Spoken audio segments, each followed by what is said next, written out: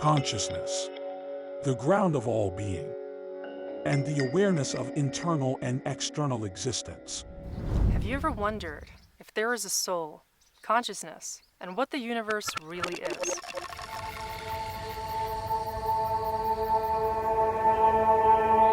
Open your eyes and prepare yourself to defy the conventional knowledge that has been imposed on you since childhood. Uncover the hidden connections between quantum physics and the enigmatic nature of love.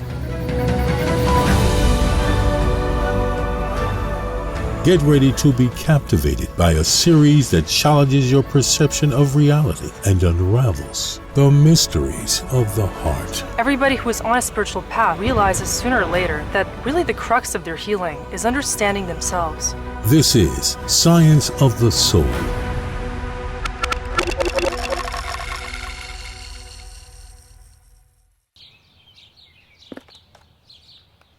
In this episode, I will explain the importance of understanding the science of soul to guide you towards the awareness that we live in a conscious universe in which everyone and everything coexists, including you, and is bound by consciousness in the universal mind.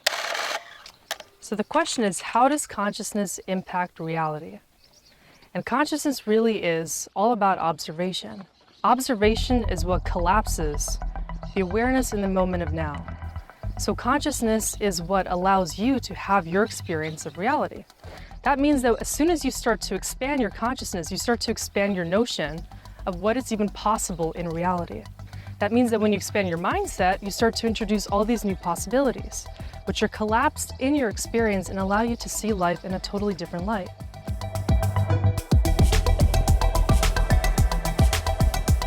When we introduce this concept of unity consciousness into reality, we can start to perceive in terms of oneness. And oneness is fundamental to the experience of feeling love, feeling compassion, and connection to all things in existence. When you can't connect to the feeling of oneness, what you're experiencing is essentially feeling connected to everything else all around you. That means that whenever something happens in your life, a new experience, you meet a new person, or anything really arises, you start to really see the significance in that moment. When nothing becomes random because you no longer see the universe as random, everything becomes meaningful and significant and beautiful in nature. You can even start to see at a certain point that it's as if your higher self, or that higher dimensional aspect of you that is your soul, is helping you to create this experience of reality in the now moment.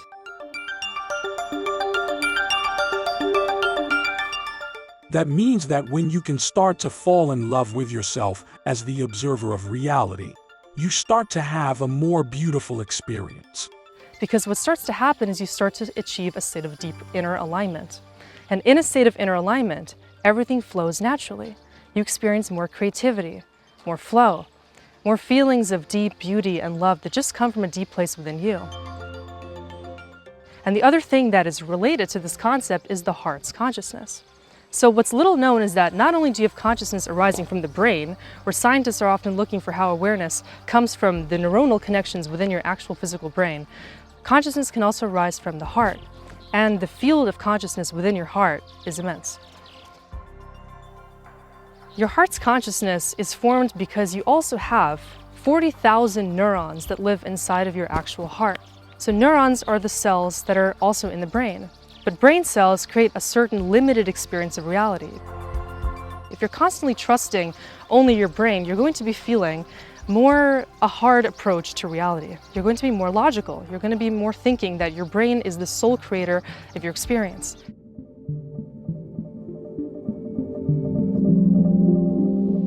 But there is another way to see all things that surround us. The people who are more invested in their heart's consciousness are aware that there is another way to see reality.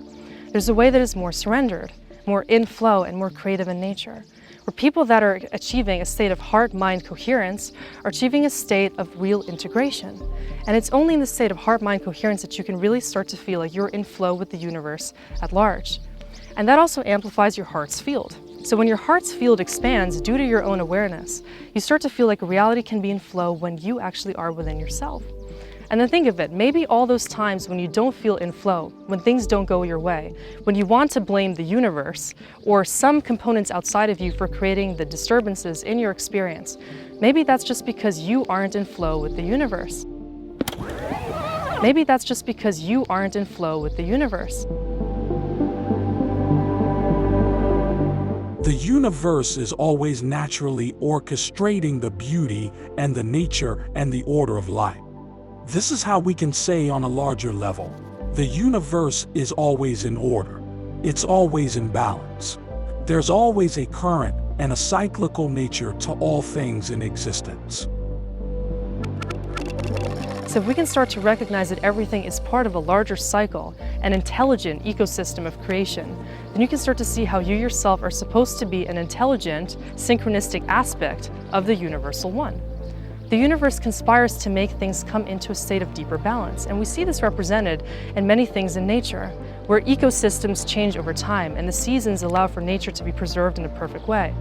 Just like you can see the yin-yang as a dynamic of two separate aspects, a dark and a light aspect that conspire to achieve a state of oneness.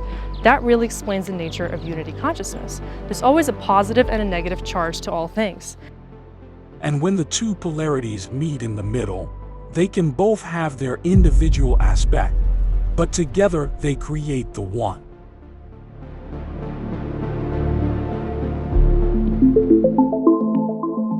And so our goal when we expand consciousness is really just to include more perspectives in your personal mind, to expand outside of the notion that you are right and your experience is limited to only the things that you have already learned and obtained in your past. You are not your programming, you are not your mind. You're not limited to the experience that you call being part of your human identity. What you are is a soul that is this ethereal aspect of the universe. What you are is a soul that is this ethereal aspect of the universe. When you expand your perception to see yourself as a child or being of the vast universe, you tap into a profound understanding of your limitless potential. By embracing this perspective, you realize that your experiences are not confined or restricted. Instead, they have the capacity to be expansive and infinite. And so this is where you really find the thread between your consciousness, your individual mind and individual awareness, and universal consciousness at large, where you can start to see that the link between the two is found in you achieving inner unity. How can you stop in your experience seeing yourself as separate and see that you are connected to all these other variables in your life, and maybe even that they're an expression of you?